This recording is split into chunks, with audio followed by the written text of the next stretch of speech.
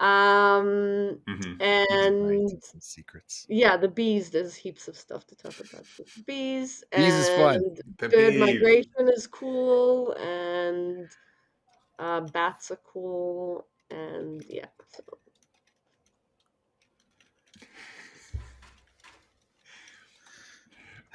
I feel like so Benjamin has like 1,800 different bee puns lined up. I don't have We're bee throwing them out puns, before. you but have bee puns. I knew we were going to speaking with the biologist who has studied bees, and so I thought, okay, I'll look up some notes about bees.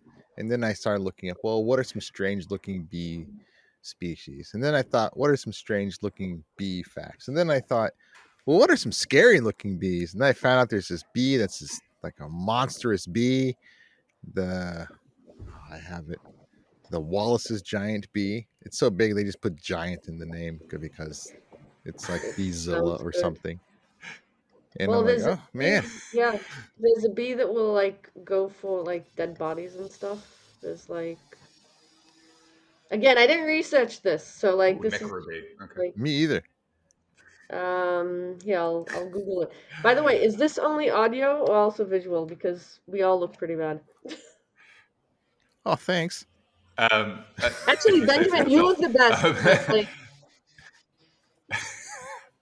See, Kavi? It works. It works. Nice. Yeah, it's a new background for season 7. This is the first episode of season 7. We are recording both, but if you'd prefer, we can only use audio. We can put up a picture Of well, bees. in place. no, I can. I just, I, if you give me 5 minutes, I'll look more normal than I do now. A few moments later. We're going to try to cover all of the topics, but ultimately, this is a very conversational show. Yeah. It's surface level. I mean, we have listeners who are professional scientists, and we have listeners who are just professional science enthusiasts with no scientific training. And then we have my dad, who's neither. No. Your dad knows a lot more about science than the average person. The questions he was asking me last time we hung out, he was asking me about quantum mechanics and singularities and black holes, and I was like, dude, I'm not that kind of astrophysicist, please. Oh, that's great. He's a funny It's guy. a lot. It's a lot. But today, on this week's episode of Science Actually Presents The Nerd and the Scientist, we are not talking about space or quantum physics. We are very lucky to have with us today molecular biologist Sarah Aamidor. Sarah, welcome to the show. Thank you for inviting me. Nice to meet you guys. Well, some of you. Nice to meet me, and nice to see him again. Exactly. Yeah. Works. I think the implication was that it's not nice to see me, but it's nice to meet you. Oh, really? Is there like some bad blood You in the can science take it industry or whatever as you between you wish two for guys? me. About something? I want the juice. No. There's no bad blood. It's we're in very different areas of science, but I am so keen today to talk about all of the different areas of science that Sarah has worked on, ranging from things as big as birds and bats to as small as individual proteins and bees, which checks notes. Yes, bees are bigger than proteins. That's my understanding of biology. That's pretty good. I mean, you got your sizes. We usually start our biology classes by kind of going and talking about sizes in biology. So there's a really good video that I show them that you can zoom out all the way in the universe and get to your kind of realm, of universe, well, the universe size, galaxies and all that. And then we zoom all the way in to the level of proteins just to show them both how numbers work with, the sizes, and also Sure. just how crazy the size differences are when you go through those whole things. Because, what is a protein? How big is it? Like, what does it do? How big is And a bee? There's only that's just one. How big is a bee? Because you studied Yeah, multiple things. yeah. That's incredible. As a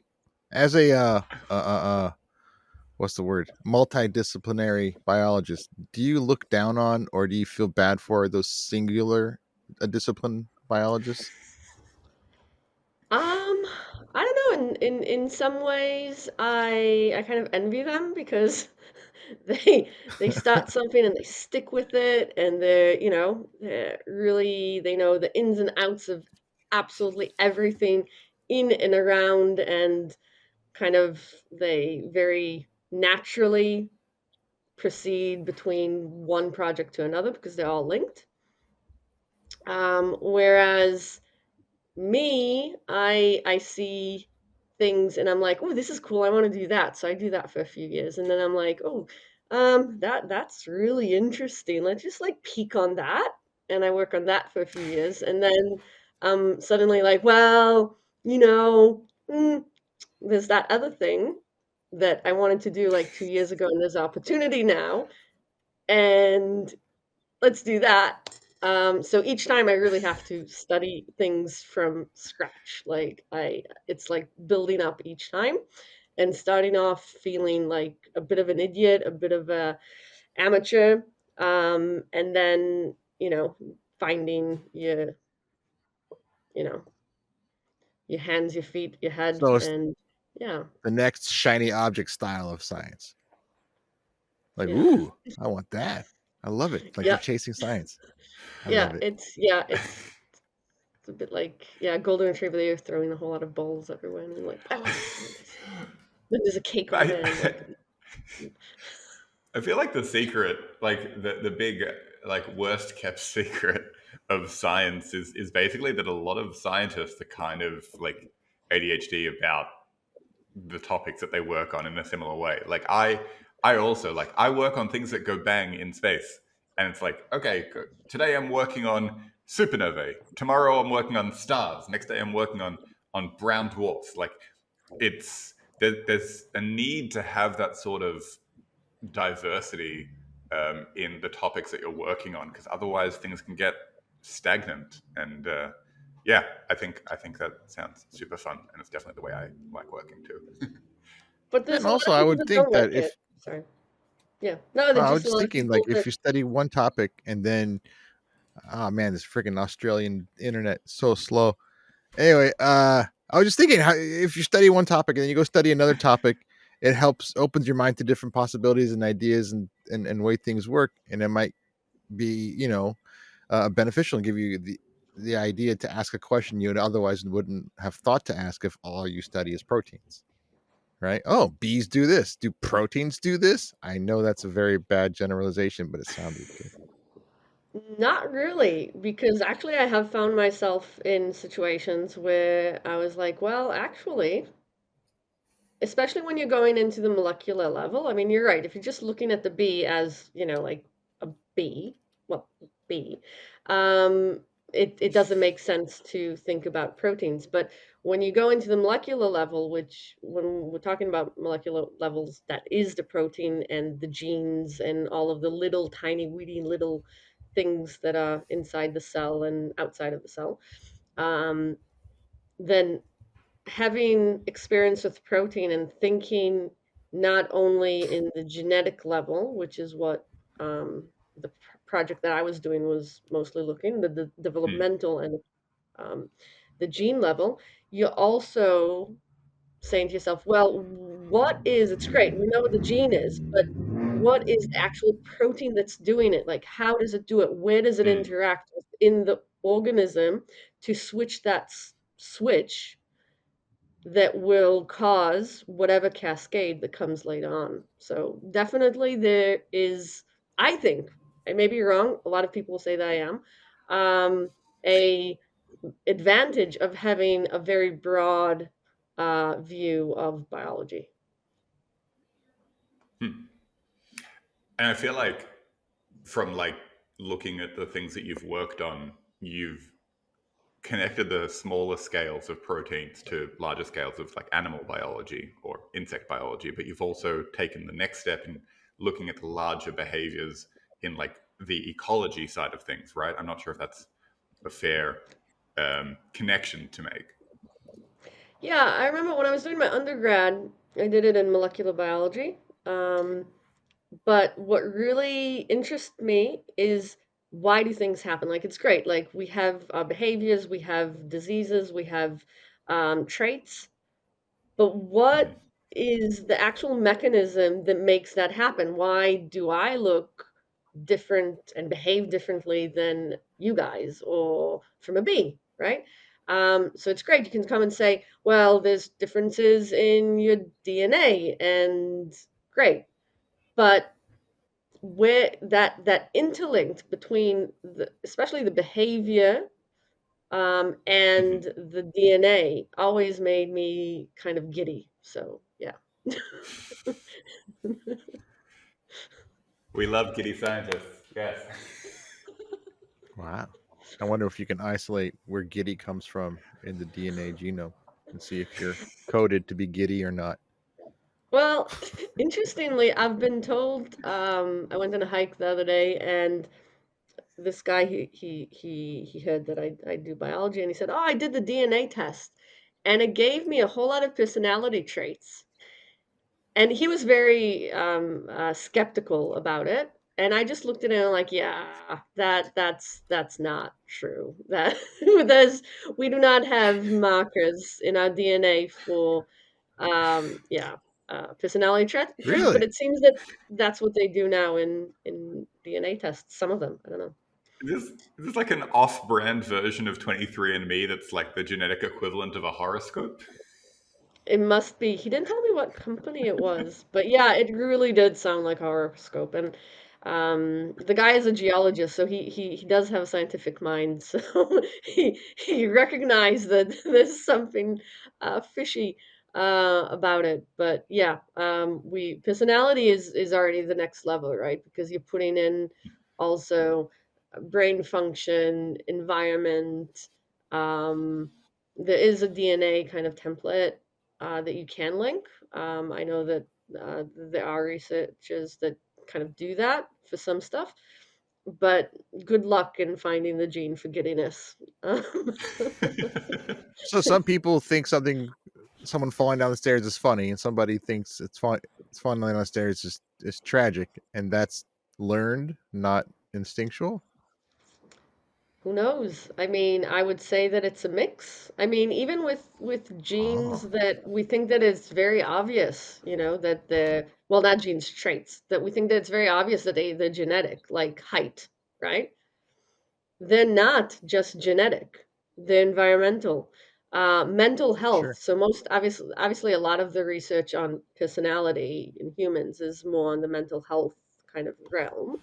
Hmm. Um, a lot of the things, yeah, you can have genetic markers that you can find for some people and say, okay, that's in the family and we can see that it's there.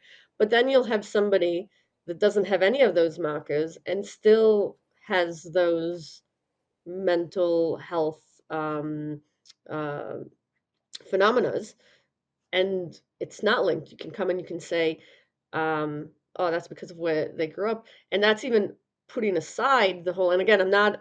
This is not my field, but it's just really cool.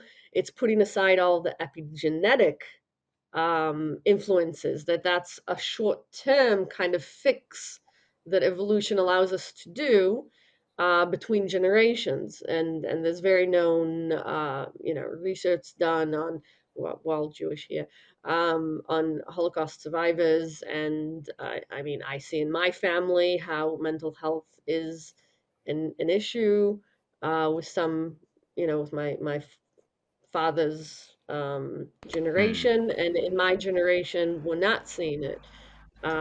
So it's very interesting. I mean, we talked about ADHD, we're kind of laughing about it. I am very ADHD, dyslexic, and it's very strong in my family. Like my brother has it. I have it. Kind of sounds like in Star Wars, talking about the Force. Um, but You made um, it sound really cool just now. But my nephews also, all of them, all four of them have it, right? um, uh, different levels of it, autism. We have it all. Dyslexia. We have it all.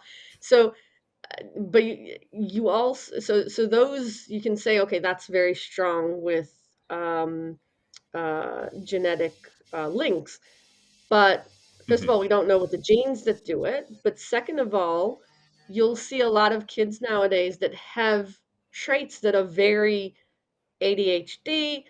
Um, and that's what people, from what I understand, again, not an expert, that's because of environmental kind of situations of screens and being always stimulated that kind of gives you that upper of I have so much of a high level of stimulation. I always have to be in that level to actually get my dopamine in my brain, right?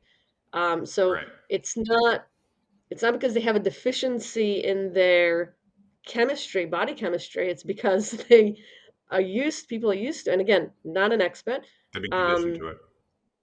yeah, exactly. So environmental, biological, all kind of mixing up, right? Because the effects of it are real for both sides. So yeah, Right.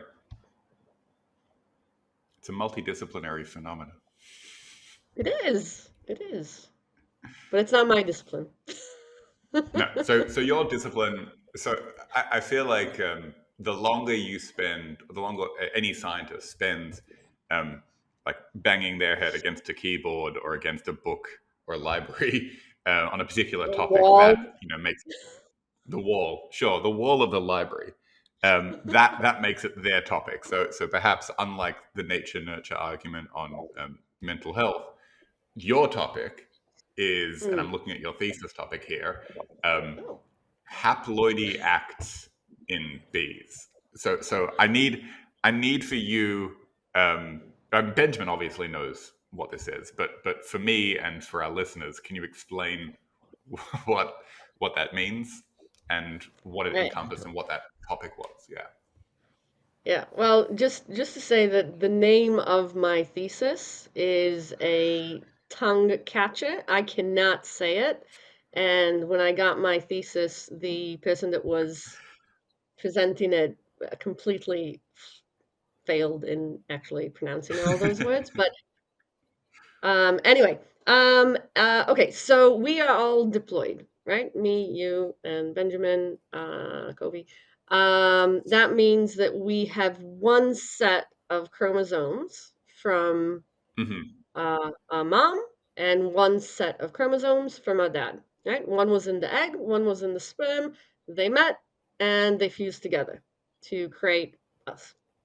Humans that Nice. have any kind of discrepancy in the number of chromosomes have problems um, in all kinds of ways. Okay, humans, mammals in general are not built for any kind of discrepancy from that double chromosome load. We also Hmm. have mechanisms to make sure that one of them come from the female and one of them come from the male.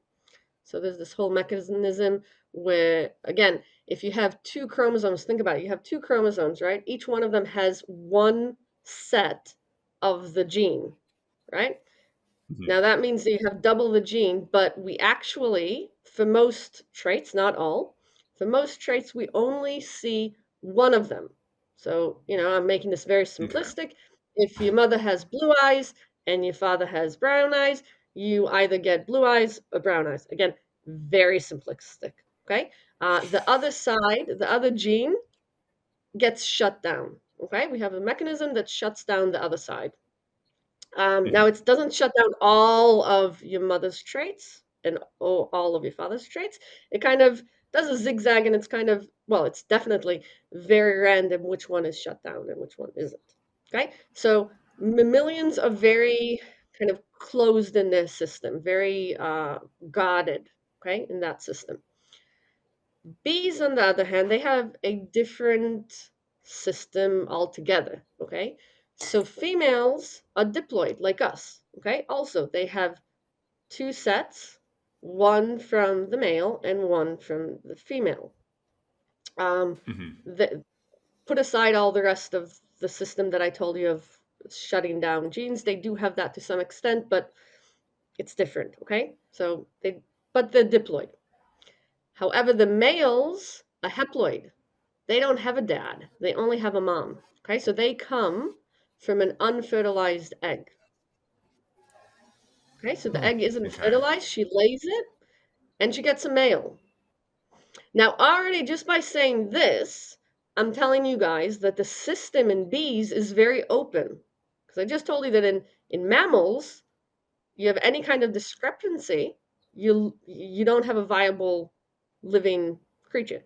Over here, if you just have one Right. set, you get a full creature that can reproduce, eats, does its all things. Okay, so it's a very different system, and that system is called haplodiploid. Now, being haplodiploid, so haplo, one set, diploid, two, um, makes it weird, okay? Because it Yeah. allows for things that you would not get in other systems. Okay, so that's what, yeah. Does that Did I mean answer? all male bees are like identical twins of each other? Yes, they will If they came all from be, yeah, so you can think of male bees as just, well, they'll be brothers, right? They'll get one of the two chromosomes from the mom. The mom has two chromosomes, right? right. Okay. So they'll either get, the father's old chromosome or the mother's chromosome. Yeah. So they'll all be brothers. They have an option of two. Okay. But yeah, think about the males that are called drones as just packages of sperm. That's all what they are. They are there to just I'm never pass on, eating honey again. but they're the males. Sorry, go on. All what they do is they carry one of those chromosomes to a new queen, right? Okay. That's it? That's I that they really don't do anything else. They can't forage on their own. They live for about a month, and that's if they can't mate. The Hmm. mating process is a bit PG-13. I don't know if saw the so bee movie. It's PG-13. the B movie is completely wrong. But yeah. Um, No. Ah, that's so exactly what what I just messaged Kavi on the side. I said, so the B movie's just bullshit. The B movie is, I think, one of the worst scientific cartoon, not scientific, but like scientifically non, worst scientifically correct movies that I've ever seen. First of all, Yeah, only the females work, like they're the workers. Um, Hmm. really. Workers in general do not reproduce. I'm saying that in general, and we can get to it later on, but in general, they don't reproduce. Um, so there's no way that you would have any kind of love story between two workers in any shape and form. Um, This is devastating. and and the males, they only are produced at the time where you have virgin queens emerging, so usually around springtime. And the whole purpose is to Mhm. find a female and mate with her. So you can imagine they have to find another virgin queen that's not genetically connected to them. So they need to fly away, like to some sort of faraway area. Huh. There are, yeah. So there's actually, we've my PhD advisor, he's the one that actually found out that bees have congregation areas where um, the queen, the virgin queen, will kind of hover there, and drones, males from all over colonies in the area, will come over there and try to mate with her. Now, in honeybees, um, she will mate with quite a lot of males. Okay, so they kind of go. Mating for the male is death. Okay, so in order to actually do the deed, they have to tear Hmm. apart their body and invert themselves. Okay, and then they fall down dead after they do the deed. Those that do not succeed in mating with a virgin queen can go back to the colony and get fed for a while by the workers. But in some stage, they'll be like, get the hell out of here, and then they starve to death. So they, This What? is brutal. I am loving this deep dive into bees. It's a messed up society, and I love it. And it's delicious because honey is real good. yeah. Go So on. This is fantastic. yeah, but I mean, so that's, and then the queen will go back once she has. So what she does is she stores all of that sperm in her body, and she has a special organ where she stores all that Hmm. sperm. Uh, the amount of mating that she can do and how many males she mates with, it ranges between 20 and 40. I found a bee that when I did genetic analysis of the offspring, I found 40 different Wow. partners. But I mean, obviously this varies, and the kind of the normal amount that people say is about 20. And then she goes Hmm. back to the colony, and she just pops out eggs for the rest of her life. Now, uh, by popping out eggs for the rest of her life, I'm talking about 2,000 eggs per day. So she's Wow. popping. How long is the rest of our life? So here's another really cool thing about bees, that you have these two castes, right? We have the worker caste and we have the queen caste, right? They both come from the exact same genetic code. And here again, I'm going back to kind of what kind of makes me giddy, connecting behavior physiology with actual genetic processes and molecular processes. Um, so the workers, well, they do all the work, right? And Yeah. they're really cool because they'll actually go through different stages in their life and change their behavior completely. So they'll start off as nurses. So they'll be the ones that take care of the young and make sure that like they're fed and stuff like that. Then they will change to be cleaners. So they clean and they do stuff like that.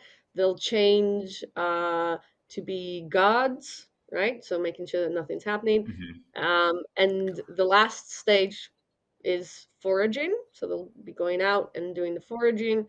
So Hmm. they live for about 3 months, so pretty short. They don't lay eggs in normal situations, and they just do all this work. Then you have the queen who, well, except that one flight that she does when she's that virgin queen, she stays At the in the social hall colony. thing. Yeah. She Hmm. may leave the colony again if they need to swarm. If and swarming, it means when the colony becomes too big, the colony will split. Some A new queen will be made, right, and then the colony will be split. Some will go with the old queen, and everybody else stays with the new queen. Um, and then the queen will fly again. But except for that, she doesn't move. She just lays eggs, and she lives for about 3 years. Now, if you look at a queen and a worker, they look completely different, right? The queen is much Hmm. bigger. Um, she has all of the organs to make babies, right? She doesn't have any of the organs to make honey. She doesn't have the behaviors to do all the stuff that the workers do. And all of this comes from a different diet that they get when they're in that early development.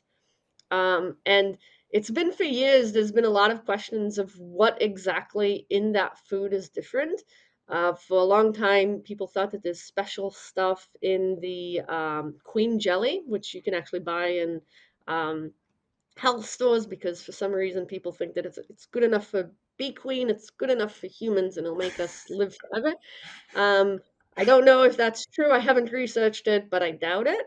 I'm skeptical. I'm skeptical. I don't know about that. I'm skeptical. But when they did, analysis, like deep analysis between the compounds in the queen jelly and the regular food, they didn't find any special or some sort of magic component. The queen Mhm. jelly has more protein in it. Now, both workers and queens get the queen jelly in the beginning. The difference is that the workers get less of it. So after a shorter amount of time, they stop and they switch to a sugar-rich diet.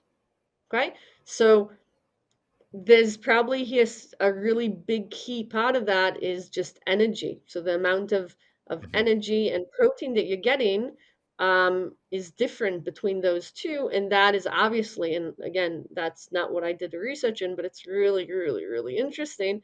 Um, that is what's switching on and off these different regulatory systems to create either a worker or a queen. So I could artificially give protein to a worker bee way more than it was expecting to get, and it would just turn into a queen. 100%. Ha ha ha. Wow. Now I don't have to go to school to study it. I just figured it out.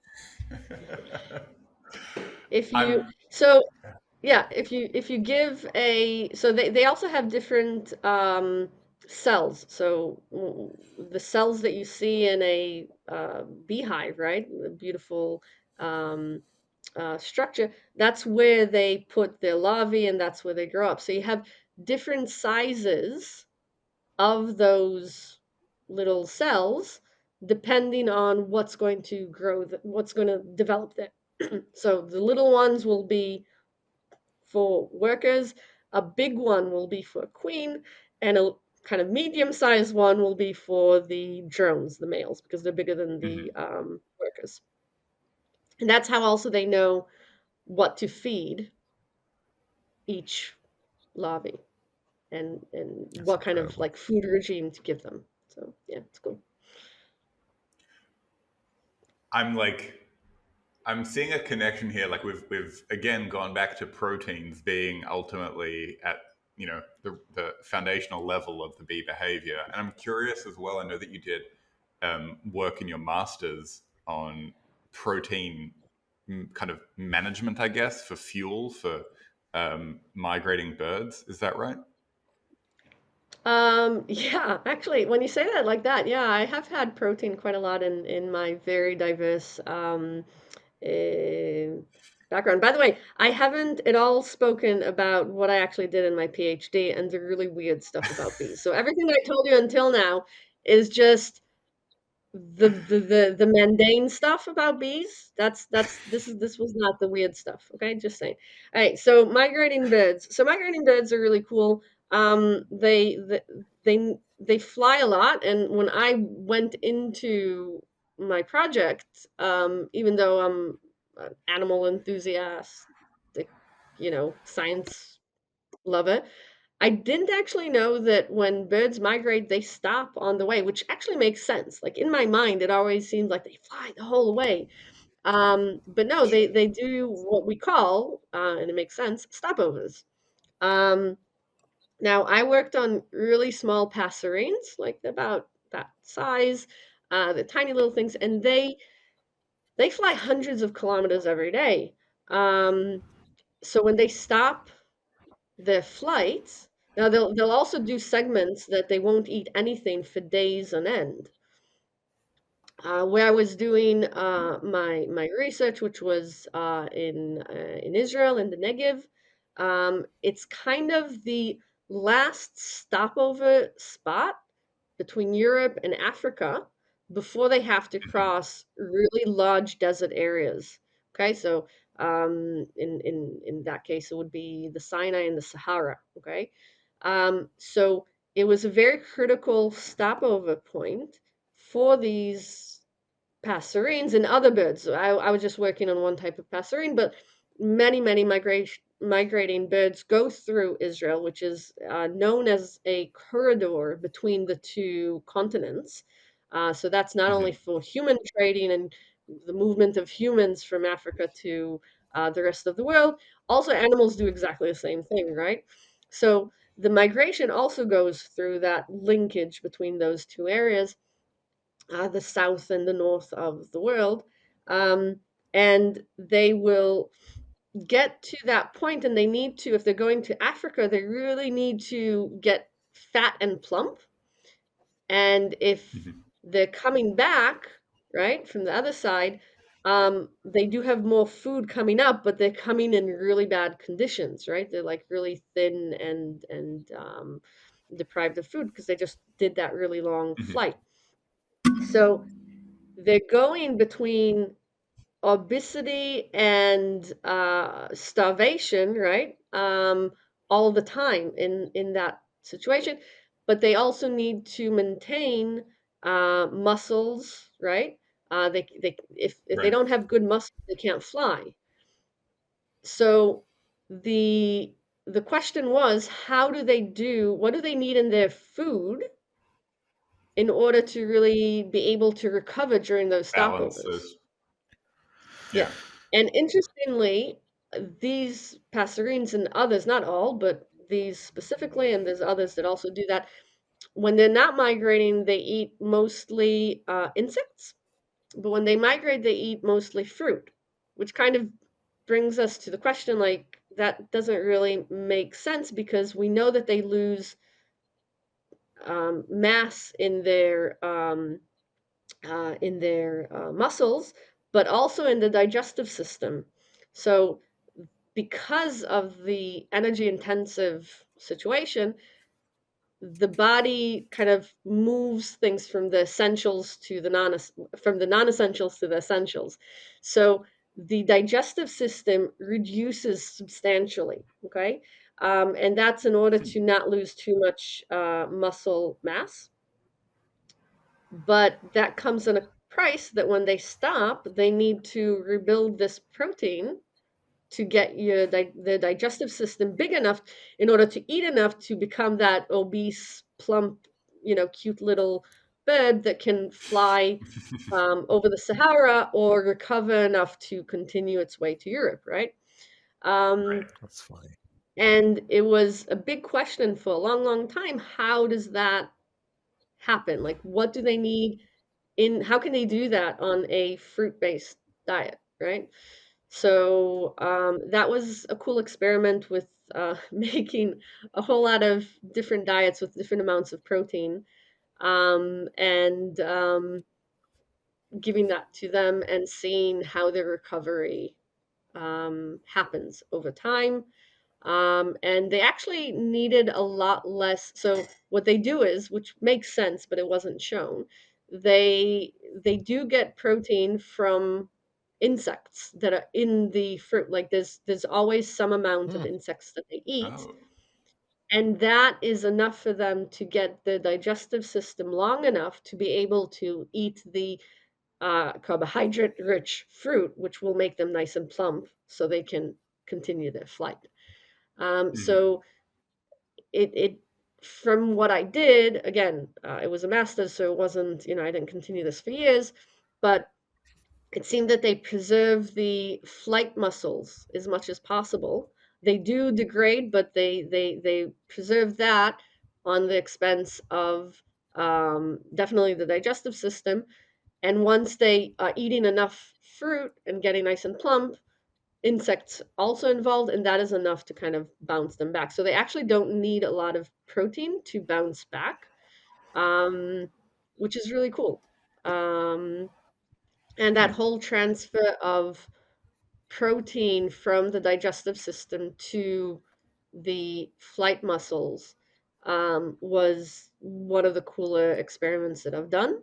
Um, and it kind of was something that nobody expected, that there'll be transfer within the organism. Everybody Yeah. thought Wow. that they'll get everything just from food. But we showed through stable isotopes that they actually do kind of transfer some amount of protein from the digestive system to the flight muscles, which is cool. That's crazy. It's very cool. They starve themselves to fly, and then they have to fatten themselves up so they can fatten themselves up so they can Yep. fly back.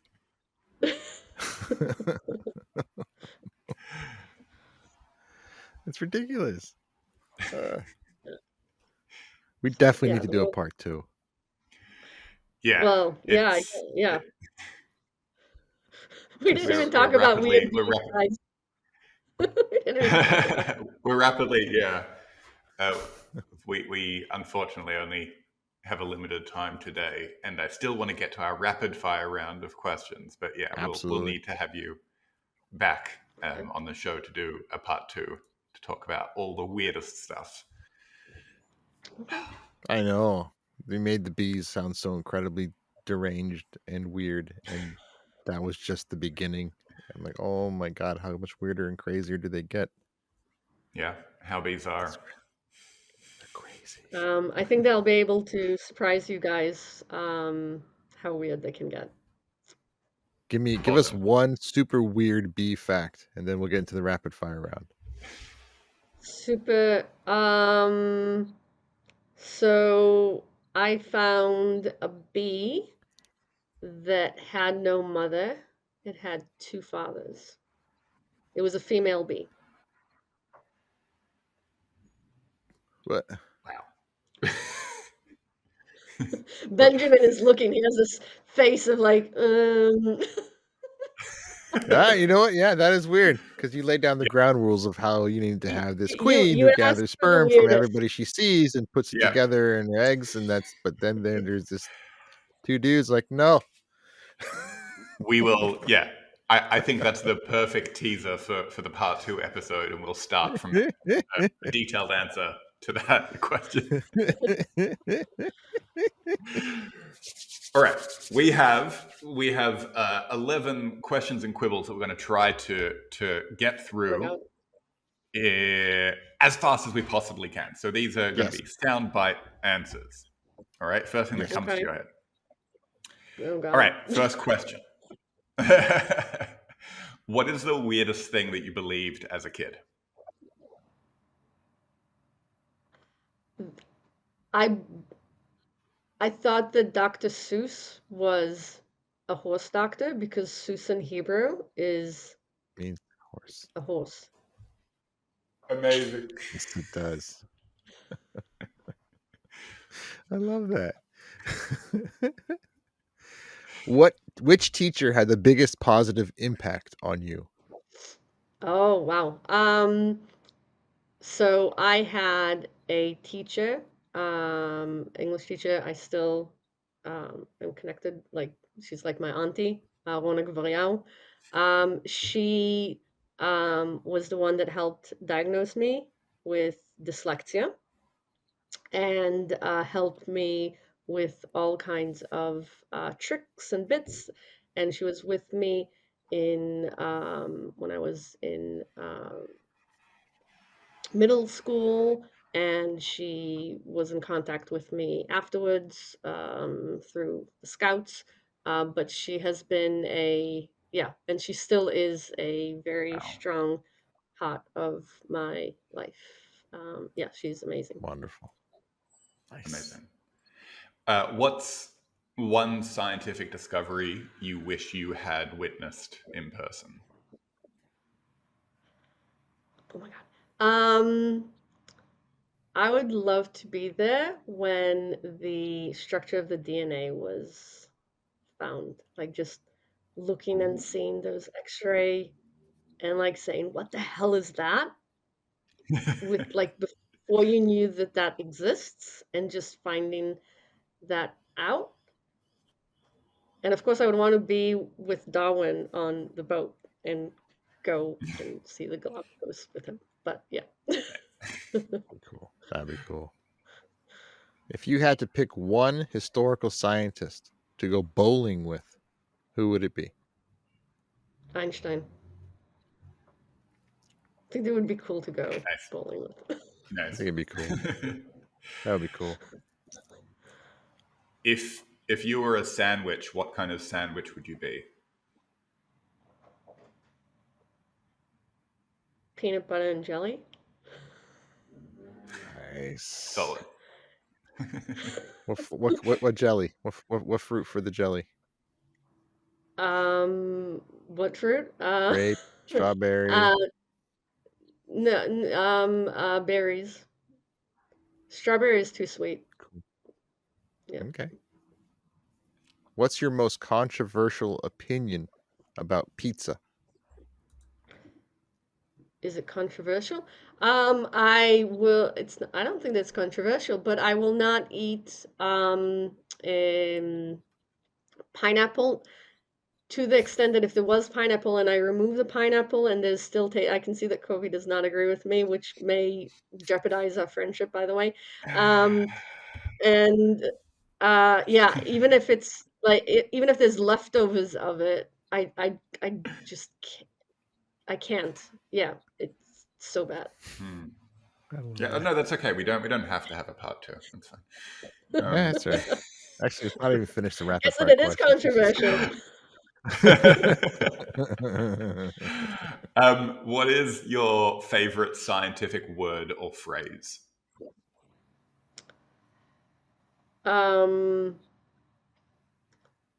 So I have okay. What was I doing the work for my PhD? There were a lot of mouthful words that took a long time for me to get my mouth and tongue and everything around. Um, Sure. and the one that was the hardest for me was thalidicy. I know it sounds so easy now. Sounds so easy. And that was Solidity. just and yeah, thalidicy. That was a really hard one. Um, and gynandromorphs. That's another one that was like, yeah. And those both are for part two. If you do it, you'll yeah. Yes. Oh boy, we're gonna do part two. We're just gonna call it gynandromorphs. That's it. What is your least favorite scientific word? Um,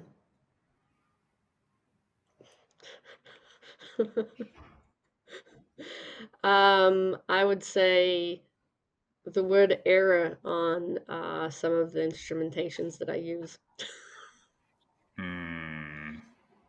Fair. Yes. All Science right. words are cool. I Final. mean, there's no, yeah, science words are Yeah, cool. they are pretty cool. That's true. Yeah. All right. We're coming up to the final three. What is your favorite useless science fact? My favorite. Oh my God. Um, what is my favorite useless science fact? Coming on a blank. Useless. Um, I would say the one that I just told you that like I found a bee that has two dads and no mom. I mean, it really is a useless fact, but it's really cool. I mean, It's really cool. it's it's not going to help anybody. It's not going to save the world. It's not going to save the bees. But it's cool. Yeah. It's interesting. If you could rename one planet in our solar system, what would you call it? One planet. Um, I really so okay. So Pluto is no longer a planet, and I'm very sad. Yes. And that's yeah, that's my favorite again. That's my favorite name of a planet. So can I just give back Pluto its planet's status? Yes. Yes. Yes. Yes. Ignore No comment. Kavi. Ignore him. Ignore him. Yes. We'll save the discussion on that one for part two as well. If you had to, this is the final question. It's the big one. If you had to Okay. sing one karaoke song to save humanity from an alien invasion, what would it be? Oh my God. I my singing will never save anybody. If anything, it will quicken the destruction. What it may do actually is Just save us make suffering. people find that it's better to have the world destroyed than continue listening to me sing. Wow. That's a solid answer. That's so...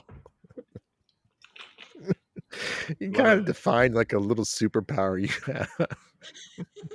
I study An this, I study anti-hero this. power. I can end planets with a song. Amazing. We've made it through, though. Great job Yes. on Thank you. surviving the gauntlet of questions and quibbles. And thank you again so much for joining us for this episode. Where can people find you online if they want to learn more about your work or if they want to connect with you? Oh my God. I have a very small internet media footprint, as in I don't have any. Mhm. Um I have an email to the university, I guess. So Nice. that's Sarah with an H dot Amidor at Sydney edu au. I do answer emails when they come, but yeah, I don't have a site or anything. I'm very bad. I should. I should. No worries. No. And Benjamin, where can the good people find you? Just look up science actually and all the social media platforms, and that is me. Facebook is the biggest place where we have daily science facts and daily collective nouns of animals and stuff and other cool things. And you can also watch and listen to this show on TikTok and YouTube and wherever you get your podcasts. How about you, Kavi? Where are you? Folks can find me on all the good social media platforms as well as the bad ones at Fun Fact Science. That's where I am, and that's where these episodes will be linked to. Um, Thank you again, Sarah, for joining us, and thank you Thank you, Sarah. to all of our listeners and watchers. And we'll see you all next time, next episode of Science Actually Presents The Nerd and the Scientist. Thanks for having me, guys. Thank you. Pleasure.